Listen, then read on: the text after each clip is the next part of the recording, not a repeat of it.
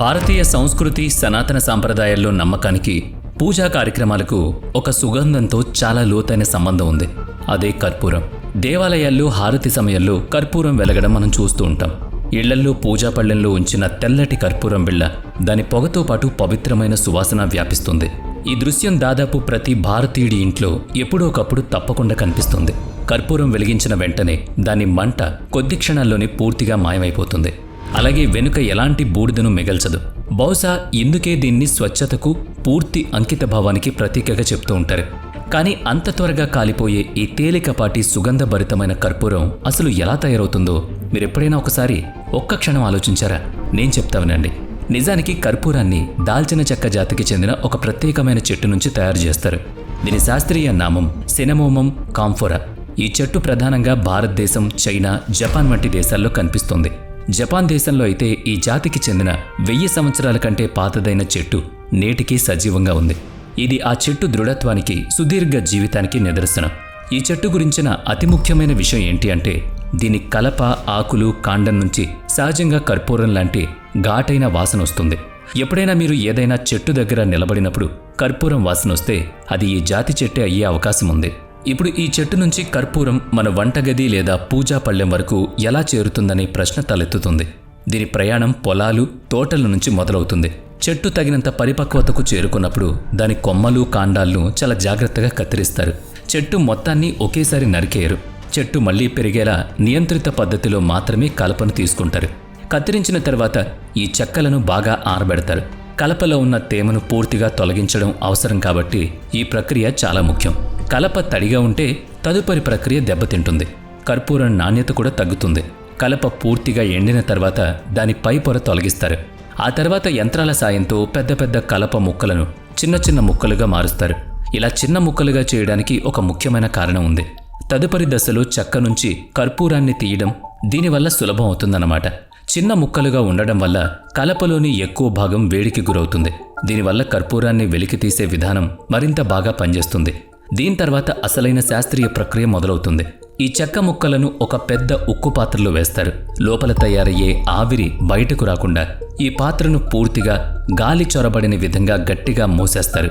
ఆ తర్వాత దాన్ని కింద నుంచి వేడి చేస్తారు. ఉష్ణోగ్రత పెరిగే కొద్దీ కలప లోపల ఉన్న సహజమైన కర్పూరం ఆవిరి రూపంలో బయటకు రావడం ప్రారంభిస్తుంది. ఈ ఆవిరి ఒక గొట్టం ద్వారా బయటకొచ్చి ఒక చల్లబడే యంత్రానికి చేరుకుంటుంది. ఆ వేడి ఆవిరి చల్లబడినప్పుడు అది గడ్డ కట్టి ఘన రూపంలో మారుతుంది. ఈ ఘన రూపమే అసలైన కర్పూర స్ఫటికాలు. ఈ పూర్తి ప్రక్రియను ఆవిరి ద్వారా వేరు చేసే విధానం అని పిలుస్తారు. ఈ సమయంలో కేవలం స్ఫటికాలు మాత్రమే కాకుండా ఒక సుగంధ తైలం కూడా బయటకొచ్చి కింద చేరుతుంది. ఈ నూనెను దుకాణాల్లో కర్పూరం నూనె లేదా సుగంధ తైలం అనే పేరుతో అమ్ముతారు. దీనిని సువాసన ఇచ్చే వస్తువులలో, ఆయుర్వేద మందుల్లో, అలాగే సుగంధ చికిత్సలో ఉపయోగిస్తారు. చల్లబరిచే గదిలో తయారైన కర్పూర స్ఫటికాలను చాలా జాగ్రత్తగా బయటకు తీస్తారు. అందులో ఉన్న అదనపు నూనె గింజలు కారిపోయి స్వచ్ఛమైన స్ఫటికాలు వేరుపడ్డానికి జల్లెడలు, కొన్ని ప్రత్యేకమైన పాత్రల్ని ఉపయోగిస్తారు. దీని తర్వాత ఈ స్ఫటికాలను కొంత సమయం పాటు పక్కన ఉంచుతారు. దీనివల్ల వాటిలో మిగిలి ఉన్న నూనె నెమ్మదిగా బయటకు పోయి కర్పూరం పూర్తిగా ఆరిపోతుంది. ఇది పూర్తిగా ఎండిన తర్వాత దాన్ని యంత్రంలో వేసి మెత్తగా పొడి చేస్తారు. ఇప్పుడు ఇది కర్పూర పొడిగా మారిపోతుంది. కానీ ఈ పొడి మనం ఇళ్లల్లో ఉపయోగించే రూపంలో ఇంకా రాలేదు. దీన్ని చిన్న చిన్న బిళ్ళలుగా మార్చడానికి ఒక ప్రత్యేకమైన యంత్రాన్ని ఉపయోగిస్తారు. కర్పూరం పొడిని ఆ యంత్రంలో వేస్తారు. అది దాన్ని నొక్కి గుండ్రంగా లేదా చతురస్రాకారంలో మారుస్తుంది. ఈ ప్రక్రియ పూర్తిగా దానంతట అదే జరుగుతుంది. కేవలం కొన్ని సెకన్లలోనే వందల కొద్దీ బిళ్ళలు తయారు చేయొచ్చు. వేర్వేరు అవసరాలకు తగినట్లుగా వివిధ పరిమాణాల్లో కర్పూరాన్ని తయారు చేస్తారు. ఆ తర్వాత ఈ బిళ్ళలను జాగ్రత్తగా భద్రపరుస్తారు. ముందుగా వీటిని చిన్న పొట్లాలు లేదా డబ్బాల్లో నింపుతారు. ఆ తర్వాత వాటిని పెద్ద అట్టపెట్టెల్లో సర్ది మార్కెట్లకు పంపుతారు. అక్కడి నుంచి చిల్లర దుకాణాలకు చేరుకుని చివరిగా మన ఇళ్లకొస్తాయి. మనం పూజ సమయంలో ఒక చిన్న కర్పూరం బిళ్ళను వెలిగిస్తాం. కానీ దీని వెనుక చాలా కష్టంతో కూడుకున్న సుదీర్ఘ ప్రక్రియ దాగి ఉంటుందనే విషయం మనకు బహుశా తెలియకపోవచ్చు. నేటి కాలంలో మార్కెట్లో 2 రకాల కర్పూరం అందుబాటులో ఉంది. ఒకటి చెట్ల నుంచి పొందే సహజమైన కర్పూరం, మరొకటి రసాయన ప్రక్రియ ద్వారా తయారు చేసే కృత్రిమ కర్పూరం. కృత్రిమ కర్పూరాన్ని సాధారణంగా ఇర్పెంటైన్ నూనెతో తయారు చేస్తారు. తక్కువ ఖర్చుతో దీన్ని భారీ ఎత్తున ఉత్పత్తి చేయొచ్చు. అయితే మతపరమైన, సాంప్రదాయక అవసరాలకు సహజ కర్పూరాన్నే నేటికి స్వచ్ఛమైందిగా భావిస్తారు. కర్పూరం మండిన తర్వాత ఎలాంటి అవశేషాలు మిగల్చదు. ఇది దీనికి ఉన్న అతిపెద్ద ప్రత్యేకత. అందుకే దీన్ని పూర్తి త్యాగానికి, అంకిత భావానికి ప్రతీకగా భావిస్తారు. దీని సువాసన వాతావరణాన్ని ప్రభావితం చేస్తుంది. కర్పూరం వాసనలో సూక్ష్మ క్రిములను నాశనం చేసే గుణాలు ఉండొచ్చని అనేక పరిశోధనల్లో తేలింది. ఇకపై మీ పూజా పళ్ళెల్లో ఉన్న కర్పూరం బిళ్ళలను చూసినప్పుడు ఖచ్చితంగా ఒక్క క్షణం ఆలోచించండి. ఇది కేవలం ఒక సాధారణ వస్తువు మాత్రమే కాదు. దీని వెనుక ఒక చెట్టుతో మొదలై కర్మాగారం వరకు సాగే సుదీర్ఘ ప్రయాణం ఉంటుంది. సరే, ఇప్పుడు ఇంగువ ఎలా తయారు చేస్తారో తెలుసుకుందాం. వేడివేడి నూనెలో ఇంగువ తాలింపు వేసినప్పుడు వచ్చే సువాసనే భారతీయ వంటకాలకు అసలైన గుర్తింపు. ఆ సువాసన రుచిలో ఇంగువ చాలా ముఖ్యమైన భాగం. కానీ ఆశ్చర్యకరమైన విషయం ఏంటంటే, మనం వాడే ఇంగువ గురించి చాలా మందికి నేటికి సరైన సమాచారం లేదు. ఇంగువ పర్వతాల్లో రాయి రూపంలో దొరుకుతుందని కొందరు అనుకుంటారు. మరికొందరు దీన్ని ఏదో ప్రత్యేకమైన సుగంధ ద్రవ్యాల పొడి అని భావిస్తారు. కానీ వాస్తవం దీనికి పూర్తిగా భిన్నంగా ఉంటుంది. ఈ వీడియో ముగిసే సమయానికి ఇంగువ అసలు ఎలా తయారవుతుందో మీకు అర్థమవుతుంది. ఇది ఎక్కడి నుంచి వస్తుంది, ఎందుకంత ఖరీదైందో కూడా మీరు తెలుసుకుంటారు. నిజానికి ఇంగువను ఏ రాయి నుంచో కాకుండా ఒక ప్రత్యేక రకమైన మొక్క నుంచి పొందుతారు. ఈ మొక్క చూడ్డానికి కొంచెం ఆవాల పువ్వులా అనిపించవచ్చు, కానీ నిజానికి ఇది క్యారెట్, ముల్లంగి మొక్కల జాతికి చెందుతుంది. ఒకప్పుడు భారతదేశంలో ఇంగువ సాగు జరిగేది కాదని చాలా తక్కువ మందికి తెలుసు.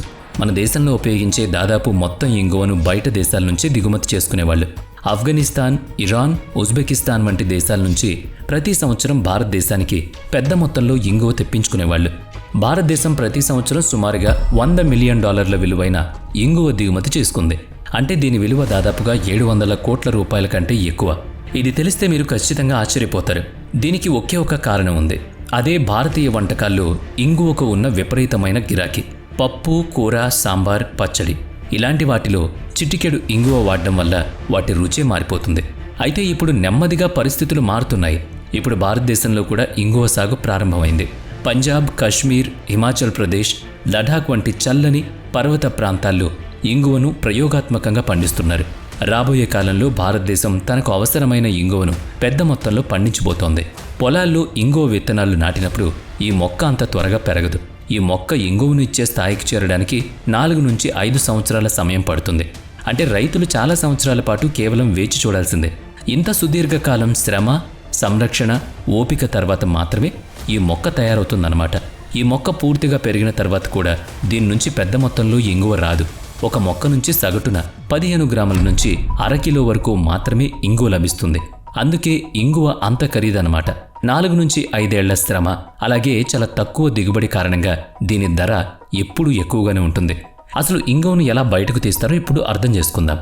ఇంగువ పండ్లు, పూలు లేదా విత్తనాల నుంచి తయారు కాదు, కానీ దీన్ని మొక్క వేర్ల నుంచి పొందుతారు. మొక్క పూర్తిగా పరిపక్వత చెందిన తర్వాత దాని వేర్ల దగ్గర ఒక ప్రత్యేకమైన పద్ధతిలో కత్తిరిస్తారు. ఈ కత్తిరించిన చోట నుంచి చిక్కటి జిగటగా ఉండే పాల లాంటి తెల్లటి పదార్థం బయటకొస్తుంది. ఈ పదార్థాన్ని నెమ్మదిగా డబ్బాల్లో సేకరిస్తారు. నిజానికి ఇదే ఇంగువను తయారు చేసే ముడి పదార్థం. కానీ ఈ రూపంలో ఉన్నప్పుడు అది తినడానికి అస్సలు పనికిరాదు. దీని వాసన చాలా ఘాటుగా ఉంటుంది. అలాగే దీని స్వభావం చాలా వేడిగా ఉంటుంది. దీన్ని అలాగే వంటల్లో వేస్తే రుచి పాడవడంతో పాటు ఆరోగ్యంపై కూడా ప్రభావం చూపిస్తుంది. ఒక చిటికెడు ఇంగువ మాత్రమే వంటకం అంతా తన సువాసన, రుచిని వ్యాపింపజేయడం మీరు గమనించే ఉంటారు. అందువల్ల దీన్ని నేరుగా వాడే ముందు ఒక ప్రత్యేక ప్రక్రియ ద్వారా తయారు చేస్తారు. ఈ పచ్చి ఇంగువ ఘాటును తగ్గించడానికి అందులో పిండిని లేదా బియ్యం పిండిని కలుపుతారు. ఇది కల్తీ కాదు, కానీ ఇది ఒక ముఖ్యమైన ప్రక్రియ. దీనివల్ల ఇంగువ రుచి సమతుల్యంగా మారుతుంది. పచ్చి ఇంగువలో పిండి లేదా బియ్యం పిండి కలిపిన తర్వాత దాన్ని బాగా కలియబెట్టి ముద్దగా గడ్డకట్టిస్తారు. ఆ తర్వాత ఈ మిశ్రమాన్ని ఎండలో ఆరబెడతారు. ఎండలో ఆరే సమయంలో ఇంగువలోని తేమ నెమ్మదిగా పోతుంది. అప్పుడు అది మనం వాడుకోవడానికి ఉపయోగపడుతుంది. చూశారు కదా, మనం రోజు వాడే పదార్థాలైనా వీటి గురించి ఎంత లోతైన అధ్యయనం ఉంటుందో. కాబట్టి ఇలాంటి మరిన్ని ఇంట్రెస్టింగ్ టాపిక్స్ కోసం తప్పకుండా మన ఛానల్ని సబ్స్క్రైబ్ చేసుకోండి.